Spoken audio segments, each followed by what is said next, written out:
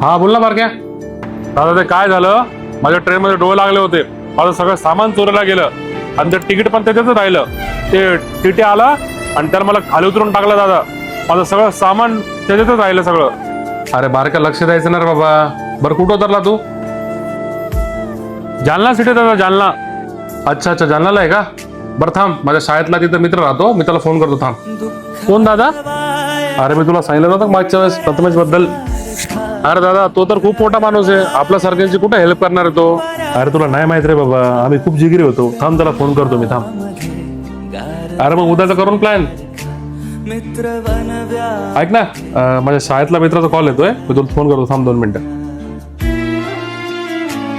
हा बोल ना पाशा, लय दिवसानंतर आठवण आल्यास.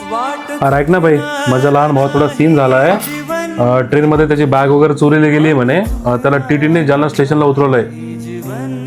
तेवढं जातो का भाई त्याला घ्यायला आजच्या दिवस? प्लीज त्याची सोय लाव ना. अरे बस का भाई, तुझा भाऊ म्हणजे माझा भाऊ नाही भाई, त्यात काय एवढं. जातो लगेच. ठीक आहे, ठेवू का? हॅलो बारक्या, जा बाहेर. आला तो.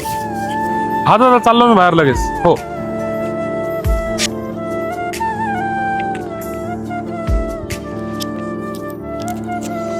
सॉरी दादा, इतक्या रात्री डिस्टर्ब केलं तुला. दादा एक विचारू तुला खरंच? हा बोल ना. दादा मला खरंच अपेक्षा नव्हती येशील म्हणून. आज मला माहित पडलं माझ्या भावाने काय कमवलं. छोट्या, आम्ही लहानपणीचे मित्र आहे. आम्ही किती दूर असलो ना तरी आमचा जीवात जीव आहे. बरं ते सोड, आपण पहिले जेवण करून घेऊ. चल. हा दादा चला.